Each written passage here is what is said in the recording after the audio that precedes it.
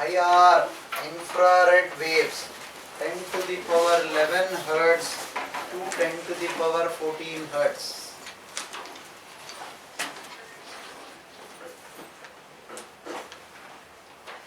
Visible light will go from 4 into 10 to the power 4 hertz to 14. 7 into 10 raised to 14 hertz. Ultraviolet 10 raised to 14 to 10 raised to 17 hertz. X-rays 10 raised to 17 to 10 raised to 19 hertz. Gamma rays 10 raised to 18 hertz to 10 raised to 22 hertz.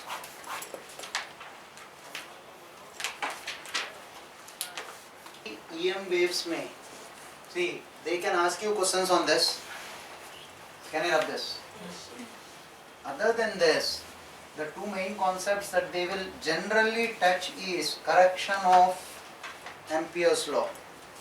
See, the four fundamental Maxwell's relations are E dot ds is equal to Q by epsilon naught, Gauss law for electrostatics, Gauss law for magnetism, integral V dot ds will be 0, integral V dot dl will be equal to mu naught I is Ampere's law which will go for correction, integral E dot dl is equal to minus d phi by dt is Faraday's law.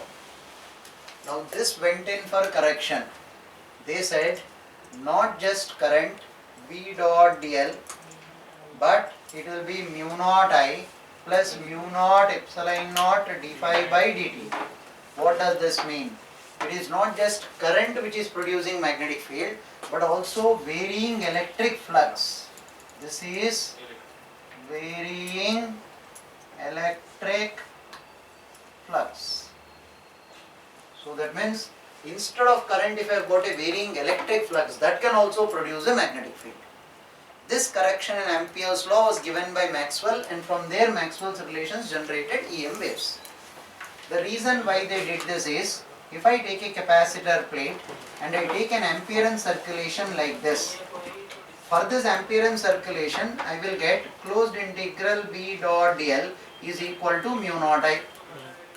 But they never told you in any case that the surface through which, if this is the Amperean circulation and this is current I, this V dot dl will be mu naught I, V dot dl will be mu naught I.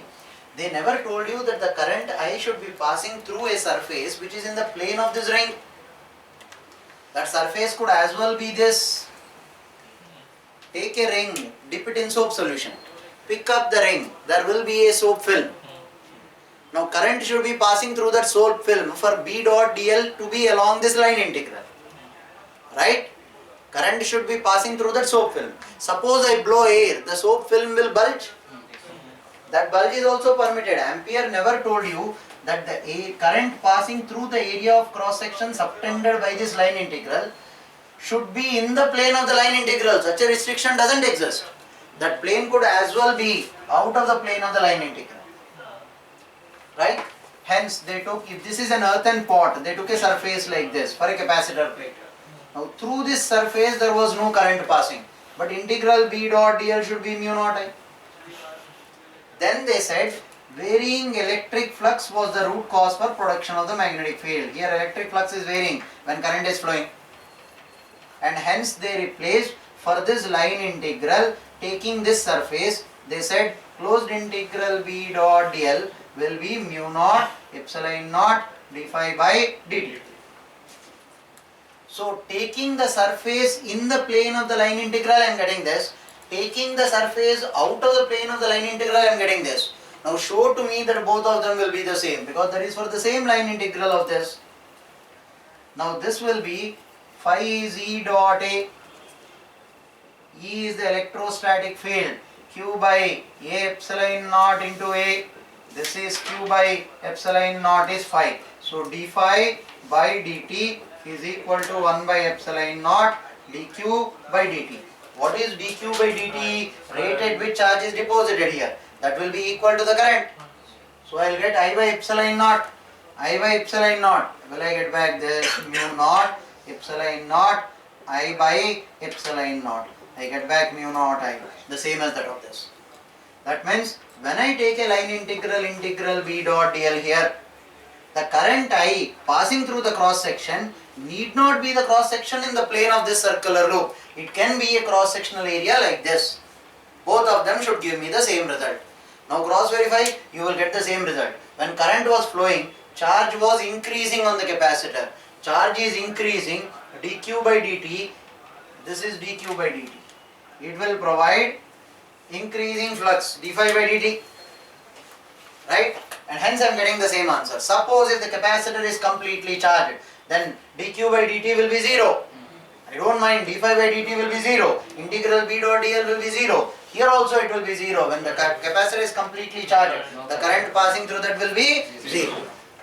Hence the correction given by Maxwell.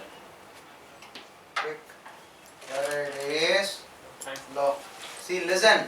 Whole of the problem here is closed integral b dot dl is mu naught I. While dealing with Ampere's law, what did we tell you? B dot dl along this line integral, B dot dl along this line integral is mu naught I. I is the amount of current passing through the cross sectional area. Now Faraday never told us that that cross sectional area should be in the plane of the circular loop. The cross sectional area could as well be this. It's like, how do you want me to visualize? Take a ring and dip it in a soap solution. When you pick out the ring, that soap solution, soap film will be in the plane of the ring. Suppose I blow air, the soap solution will be a bubble now. The bubble will merge outwards. So that will be this bubble. Are you able to visualize that? So even when I take current passing through this, the B dot dl along this line integral should be the same. In this case, that is failing me. When I have capacitor plates, if I take the surface in the plane of this circular loop, I will get mu naught I. If I take the surface not in the plane of the circular loop, I am getting 0, which is wrong, because there is no current passing through this. Then they made the correction. They said varying electric field also will produce a magnetic field. They gave epsilon naught d phi by dt.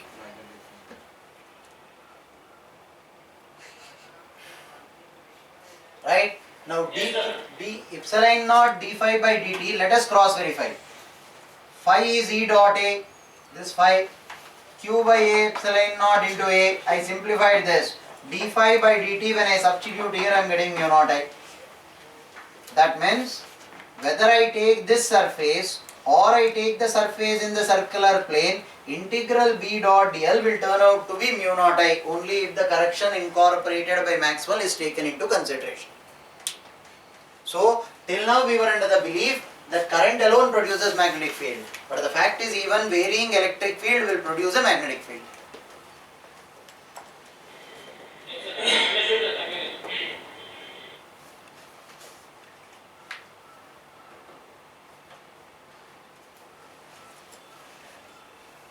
So now when you are telling me varying electric field produces a magnetic field, we would like to ask you, tell me the value of the magnetic field.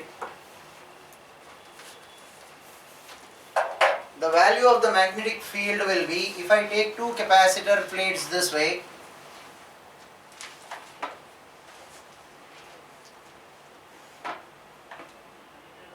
I will assume an ampere circulation like this at a distance of small r. So closed integral B dot dl. Now in between the capacitor plates there is no current. So mu naught epsilon naught d phi by dt. So once I know this, B integral 2 pi r is equal to mu naught epsilon naught d by dt of pi r square into E. Pi r square, why, what area of this is intercepted with electric field? Only pi r square. Don't take complete pi a square. What area of this is intercepted with a magnetic field? Complete electric field, complete area, pi r square. So now pi and pi will go, right? B is equal to mu naught epsilon naught small r by 2 d dE by dt. This is the magnetic field inside the plates because of varying electric field. The moment the capacitor is completely charged, there will be no more varying electric field. Magnetic field becomes zero. What if you want the magnetic field outside the capacitor plates? This is R and this is A. Now integral B dot dl will be mu naught epsilon naught d by dt pi a square into E. What area of this is intercepted with electric field? Pi a square. B into 2 pi r is equal to mu naught epsilon naught pi a square dE by dt mu naught epsilon naught a square by 2r dE by dt. Right? Now, what if I want exactly at the periphery? Exactly at the periphery of this, at this particular point, you will get A equal to R. You can put A equal to R either here or there. You should get the same answer. Magnetic field will be mu naught epsilon naught A by 2 dE by dt. Put A equal to R here or put R equal to A there. Either way, you should get the same value.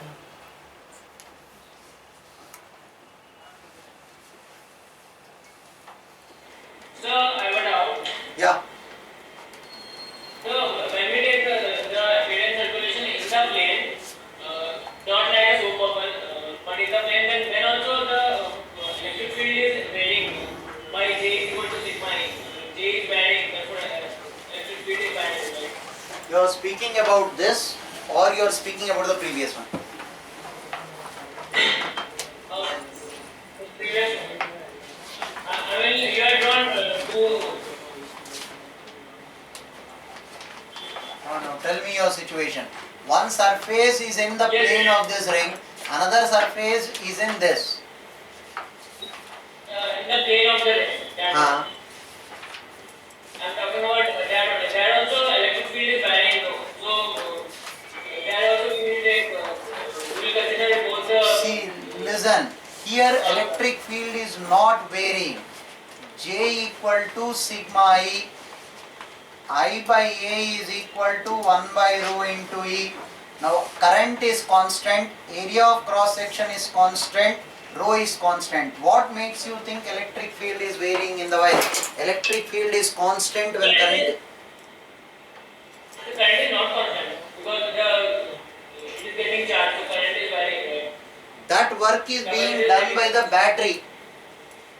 When current is varying, that work is being done by the battery. Here you didn't take the battery into consideration.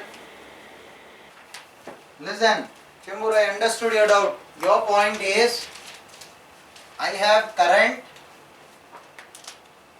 and also a varying electric field inside the wire.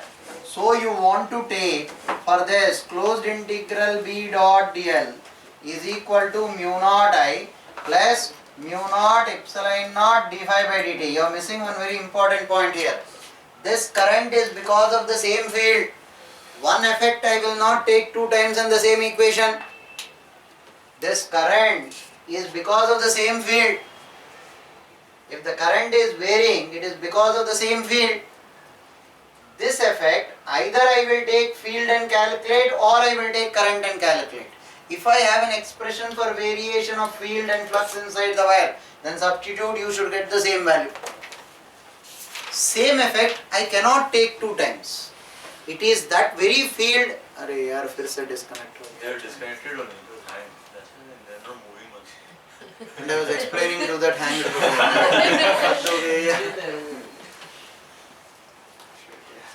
Now again they get attached, they have to explain that. Anyway, listen. Now the third part of it is the derivation of C equal to 1 by root over of mu naught epsilon naught.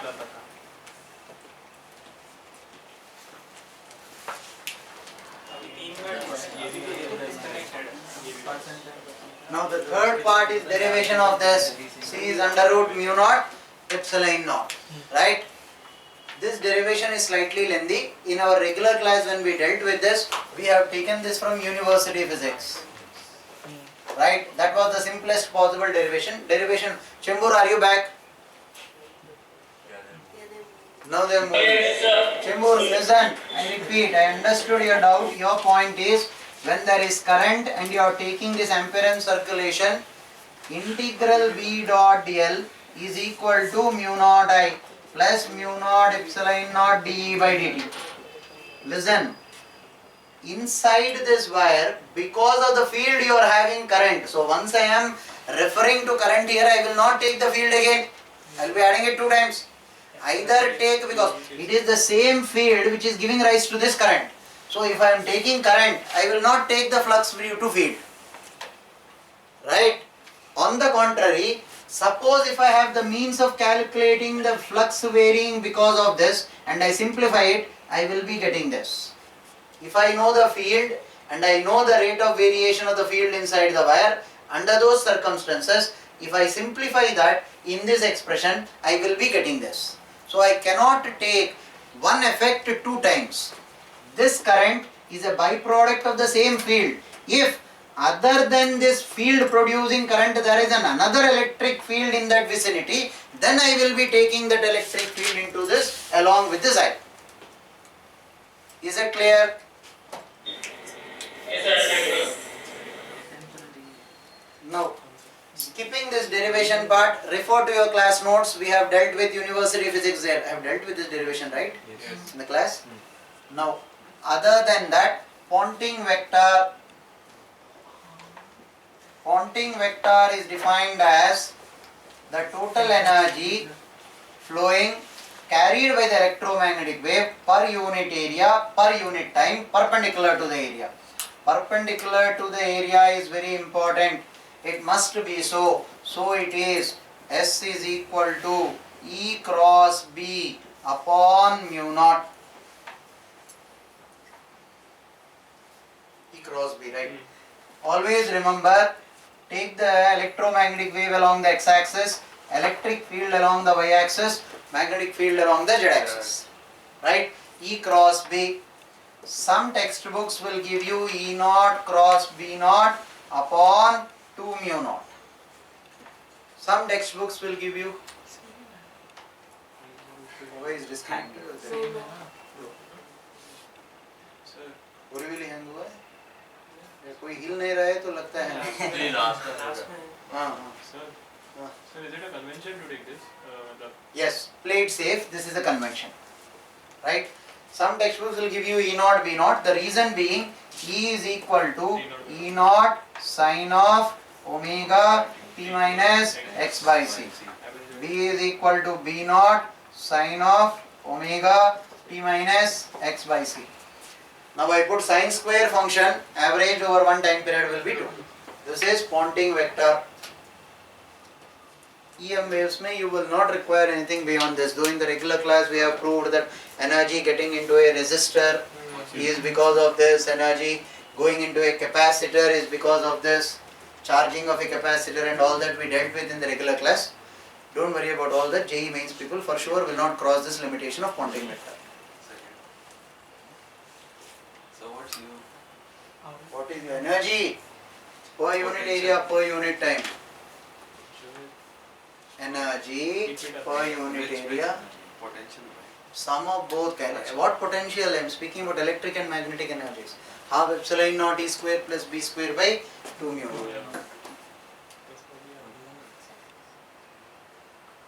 Sir, in the NCERT I read one question. In the Bohr's orbit, the Bohr orbit is similar to the planetary motion, right? So in the Bohr's orbit, when the electron revolves, Bohr said that should be quantized always. And we never talk about this quantization when we speak of the gravitational orbit, sir. Why? I thought of one solution like when de Broglie proposed his solution that why it should be quantized, he said that it should be complete wavelengths. So he told that lambda is equal to something 2 pi, that why it remains. No, listen, one small thing. We don't speak of it for one important reason, we don't have information about it. Not that it exists or doesn't exist. Recently it is in news that they are measuring the gravitational waves. The recent two black holes collision and all that. So gravity waves and measurement of gravity waves is something which people are struggling even now. So regarding that, I cannot say that it doesn't exist, nor can I say confidently that it exists because of the wavelength. I will not be able to do the calculation. We are not completely informed about it. So they won't ask it in any, right? Means में तो for sure they will not ask. Advanced also they will not ask. But if you do research on it and find out the answer, you will get a Nobel Prize. क्या answer है यार? Sir, and What makes you think that he may not reach to the heights? No, I was thinking that he will. Really, then congratulate him. Where you are laughing? Sir, Congratulating. sir, just one more question. That when you see a virtual image, the virtual image inside a mirror, virtual mirror image cannot be fall upon a screen. You cannot make it fall upon the screen. Right. And your eye, it has a retina. Ah, That's nothing but a screen. right. So that virtual image that you see inside the mirror Gives you a real image on your retina. Hence you are able to see. is it? I repeat, listen to this statement, this is very important. I cannot catch a virtual image on a screen. Agreed. For your very good information, you cannot see a virtual image formed on your retina. Your retina will pick up light only because what is retina? It's a light sensor. Virtual images, light doesn't form there, light doesn't go there. Right? This is a light ray. Technically, if the lens didn't exist, the image would have formed here. Because of the lens, the image is formed here. So here, what is virtual image? Non-existing image. How will your retina see a non-existing image? It cannot. But understand the meaning of it. What we meant is, सामने जो virtual image है, उसका real image will be found on the retina. Okay. You are standing here. This is your eye. This is a mirror. You will see your image here. Now light ray falling, coming from here, reflects and enters your eye. That's a real image. That light ray will converge on your focus, on your retina. Hmm. So you are having a real image on the retina. Your eye and retina is a light sensor. Only if the light ray falls on the retina, it will recognize it. But this is virtual object for your eye. Your eye is a lens. This is virtual object. So electromagnetic waves mein this is the maximum. We skipped the derivation part, we summarized the results. Two experiments which I want you people to understand. There is a concave mirror. This was asked in GE long back. Center of curvature and focus. Generally, how do you find out this experiment? You keep a candle or it's actually a pen shaped sharp image. The point, it will become pointed image. Right? You move this way, you will get the inverted image. You close one eye and move to the left and right. If both move together, that means object and image are at the same point. That's the center of curvature. Right? It will be called image pin. One way of doing this calculation is keep the image pin here, keep the object here. Object itself will behave like an image pin. You are seeing from here. So you have the image formed here. That's it. You know the object pin. This distance will be 2 times the focal length. Quite easy. What JE people asked was, suppose if I have the object placed here, when I move to this side, will the image move to that side or this side? Rather, they asked both in the same question. They asked, when the eye moves to the right, the image is moving to the left. Where is the object? Here or here? Now see the ray diagram, it's quite simple. When the eye moved to the right, that means it is coming out of the board. And the mirror is like this. Right? A light ray will go straight like this.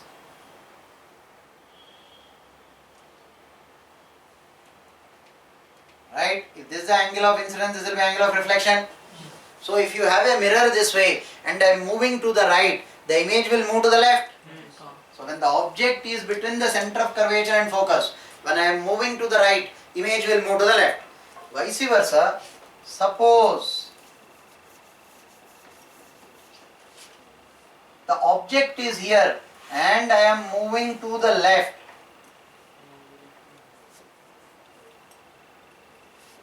I moved in this direction, the reflected light also is coming in the same direction. So now I realize that the object is beyond the center of curvature. So you will technically know how to move the object.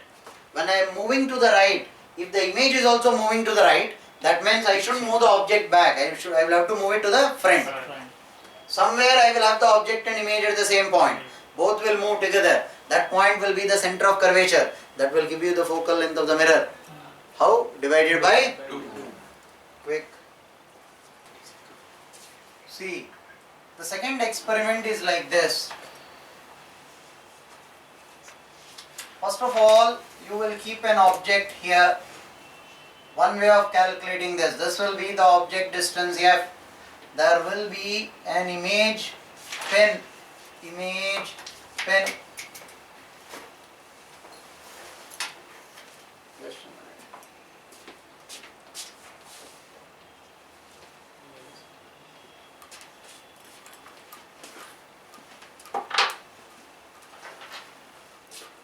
Now, have a look at this. You will keep a convex mirror here such that you are viewing it from this side. The light ray should fall on it and reverse back. You will fix these two and you will keep moving this. You will fix these two and you will keep moving this. Right? When you are moving, the light ray should reverse back. When it reverses back, what does it tell you? Center of curvature. This will be the focal. Sorry. This will be the radius of curvature. Why? Because only if the light ray appears to fall on the center of curvature, it will reverse its path back. Right? This will be the radius of curvature of this particular convex mirror. Great. First point. Now keeping this fixed, I will get this f is equal to r by 2. How do I get that particular image that is? Pardon? So the final image that is formed, sir, I have to ensure that the final image is at the same position as the initial object, right? Exactly. So here there will not be an image pin. The object itself will become the image pin. Object will become the image pin. Object and image pin are the same. That means I will have an image formed here, inverted. So can you please explain the reason for the inversion? Reason for? So why is the image inverted? You will have to do this calculation in the sense, if I take an object here, I will know this length, right? Now find out the image because of this due to the lens, then image because of the mirror, and then you will see that this will come here. We have done one similar problem with a slight diversion, an old JE question. You take a lens and you take a mirror, if I am right. You will keep an object here, one above the principal axis, one below the principal axis. याद आ रहा है? One you will keep here, then final image is formed somewhere here. An old JE question, turn back the notes of your booklet, you will get to see. Right? First you will deal with the refraction here, then deal with the reflection. You will find that one part is above, one part is below. There the numbers are adjusted. For this also you will get the same if you take numbers and you calculate. Right? Now, have a look at this. Firstly, when we are calculating this focal length, in this experiment, I wish I bought this experimental physics booklet here. Anyway, numbers and values I will not remember. I didn't bring this booklet, but see, have a look at it. You are seeing it from this side. This will be the object pen. You will see the image here. When you close one eye and move to the left and right, if both of them are not moving together, that means I will have to further adjust it. In this case, what you will do is, you will fix this and you are moving this, so that this will come exactly at the center of curvature. This point should be the center of curvature of the mirror and the image is formed here. Right? Now, even before we proceed with that, you will first deal with the experiment this way. You will have the lens. You will not change the position of the object. This is the focal length.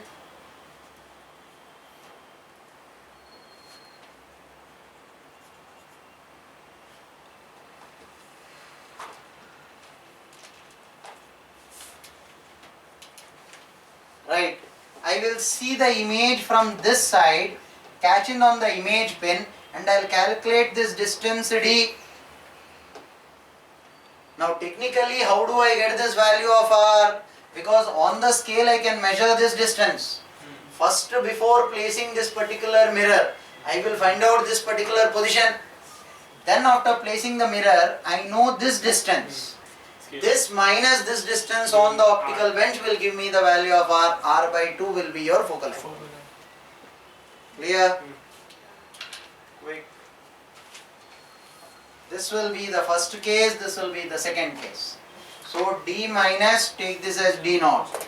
R will be equal to d minus d naught. Focal length of the convex mirror will be r by 2. For which we did not know the focal length of this particular lens. Only thing, do not change the positions of this after doing the first part of the experiment. Now listen. Searle's apparatus for finding out Young's modulus of a particular material. There will be two iron metals fixed with a riveting plate so that they don't oscillate perpendicular to the plane of the board. The two metal plates should be this way. Young's modulus, what do you need? Y is equal to T by A, rather restoring force by A divided by E by L. Right? Now I have one standard wire which is passing through the chuck nuts. What do you mean by chuck nuts? A wire, if I want to hold it tight, I will pass it from inside the screw and turn the screw.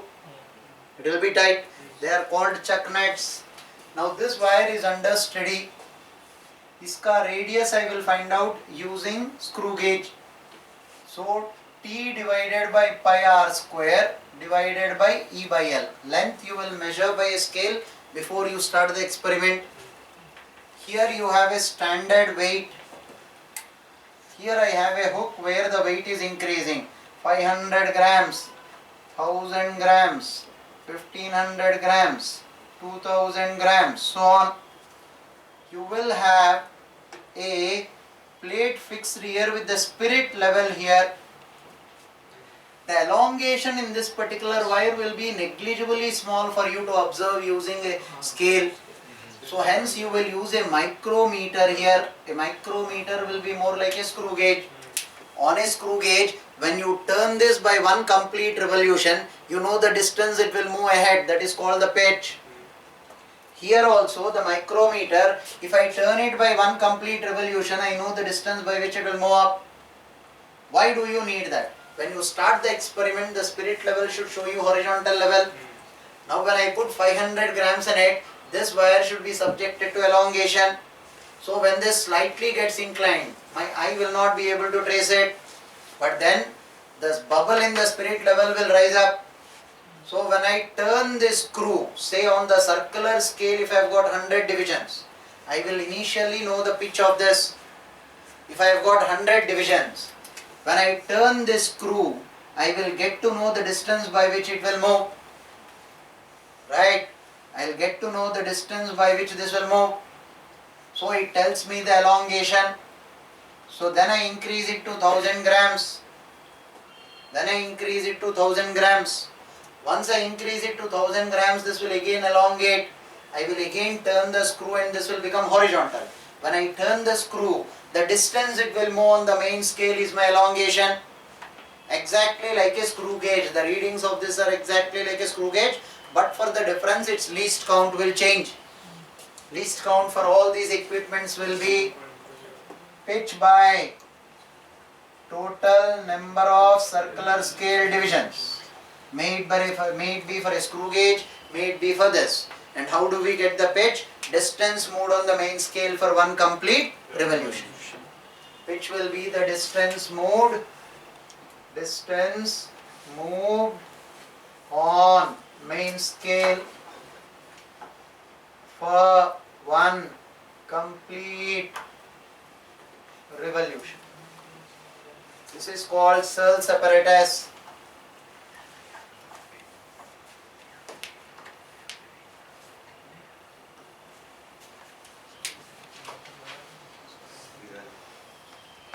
Technically, this experiment is done while increasing the load and also decreasing the load, so that you get an average. Now after coming till 2000, you will remove and make it 1500. When you made it 1500, now this will move up. Now I will have to rotate this screw in the anti-clockwise direction to bring it down. By how much did you rotate? It should exactly be the same value which you got while going from 1500 to 2000. If you don't, that means there is an error. You will take the average value of these two. Now by default there will be some things which we will not cover. Dimensional formulas of all the quantities. Magnetic field, magnetic flux, electric field, electric flux. Self-inductance. Do you know the dimensional formula of self-inductance? You people will go prepared with that. So by hand you know, you do it there and then, right? That's your choice. You cannot know. Her book के पीछे है यार, चाहिए तो हर book में दिया, एक minute देख लेता हूँ हर बुक में. हाँ यहाँ भी है. Dimensional formulas, radius of gyration, area से लेकर fluid flow rate, capacitive reactance, luminous intensity, Faraday's constant, resistance, magnetic field, electric field, bulk modulus. Basic formula which you know, उसी से derive कर लो. F is equal to BIL. Magnetic field का आपको वहाँ से dimensional formula आ जाएगा. Right? Magnetic flux B dot A. Small, silly, petty things, but they are important. One question for sure from this. Resonant frequency will be, omega will be 1 by root LC. L is Inductance. self-inductance, C is capacitance. Right, capacitance का dimensional formula कैसा calculate करोगे? Sir, RC time constant है तो उससे. Perfect. Capacitance का किससे R का पता होना चाहिए. R का Instead capacitance का Q by C से. Q by V will be better.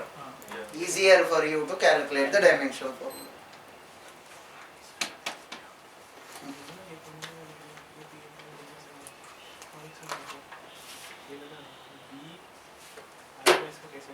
Done from my side. What next? I actually thought of describing one more experiment which I am unable to recollect here. The other day I bought the booklet. Today I forgot to bring that. You people are given experimental physics booklet. Please go home and have a look at it. Resonance tube apparatus. You people have done that. L1 plus E is equal to lambda by 4. Then calorimetry you people have done. Vernier caliper, screw gauge. Diodes are also done. Good that you have done diodes. Let's pray and hope that you get questions from experiments that you people have done. Experimental physics से एक question for sure you will get. But go home, prepare here. No point of wasting your time.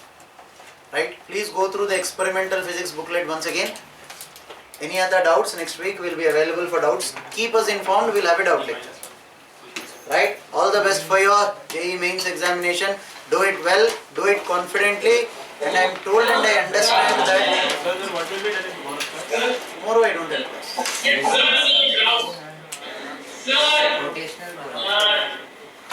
class. Tomorrow there is no class. Physics का class है. हाँ. 1 second.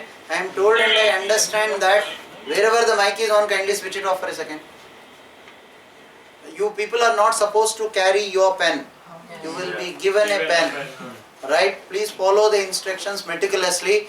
To the examination center where your parents are coming, please bring a pouch along with them. Keep the pouch with them. Don't miss the pouch at home.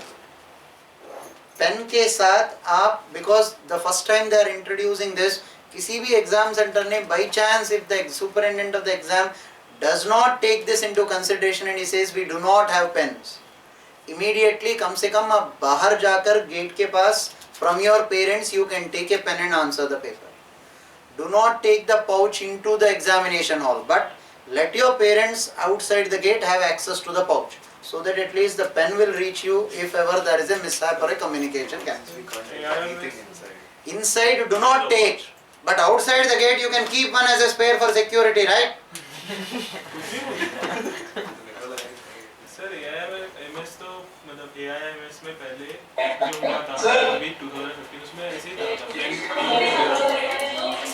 Let's hope they do it properly. First time when they're introducing, generally there will be some mishaps. So let's plan our safety well in advance instead of crying foul after they may mess up with it. Yeah. Nerul was speaking. नहीं मैं online हूँ अभी मैं एक second रुको यार. Nerul, say that again.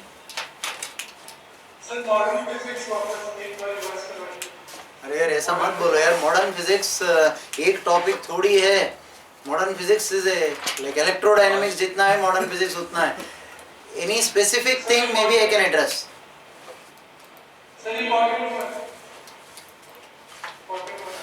How do I know the paper? I didn't set the major test थोड़ी है यार important question देने के लिए. The best way is modern physics के लिए see the summary behind NCERT textbook. We have put that summary in front of our crash course booklets. Please utilize that. Go through that. That's the safest way. Instead of I trying to tell you some important questions, that doesn't make sense. Right? All the best. Yeah. Sir, it's a question in the mains booklet. In force oscillation of a particle, the amplitude is maximum for a frequency omega 1 of the force, while the energy is maximum for a frequency omega 2 of the force. Then we have to compare between omega 1 and omega 2, which is bigger. Forced oscillation में when external frequency is equal to the natural frequency, amplitude is maximum. When external frequency is equal to the natural frequency, amplitude is maximum. Anything other than that we will not be able to comment. But tell me the options maybe. What about the energy? Energy, amplitude बढ़ रहा है मतलब energy भी बढ़ेगा ना यार. When the external frequency is equal to the natural frequency, amplitude increases, so energy also increases. You listen, particle of mass m is attached to a spring and has a natural frequency omega naught. An external force proportional to cos omega t, omega naught equal to omega naught is applied to the oscillator. The time displacement of the oscillator will... No, the next question. In forced oscillation of a particle, amplitude is maximum for a frequency omega 1 of the force, when the energy is maximum for a frequency omega 2 of the force. Amplitude is maximum for a frequency omega 1 of the force. Energy is maximum for a frequency omega 2 of the force. The solution behind says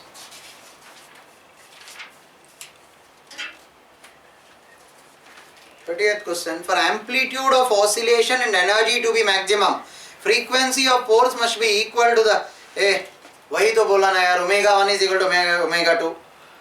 बाकी सब options are meaningless. For amplitude to be maximum and energy to be maximum means the same. So omega 1 should be equal to omega 2. What he gave us the other options is only to confuse us.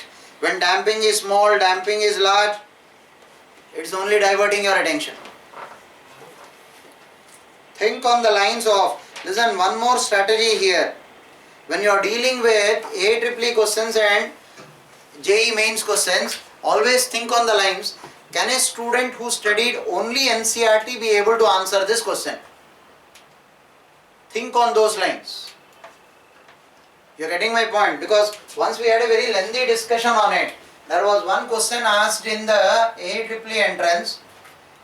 If this wire moves from rest, it starts moving with a velocity v, right, inside the magnetic field. 4 options. First option, there will be current. Second option, no current. Third option, something. Fourth option, something. We had a controversy with this. Some of our students came and told us, sir, from rest when it moves, there will be polarization of charge, right? So there will be transient current for a fraction of a moment, right?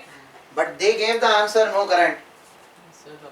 पहले से भी magnetic field के अंदर ये बात No, it was at rest started moving. Their question is, it is an open circuit. Why will there be current? There will be current in it only if you have. connected EMF induced When you have a circuit, now this moves. Now this is moving with uniform speed. Now there will be current. Think on the lines.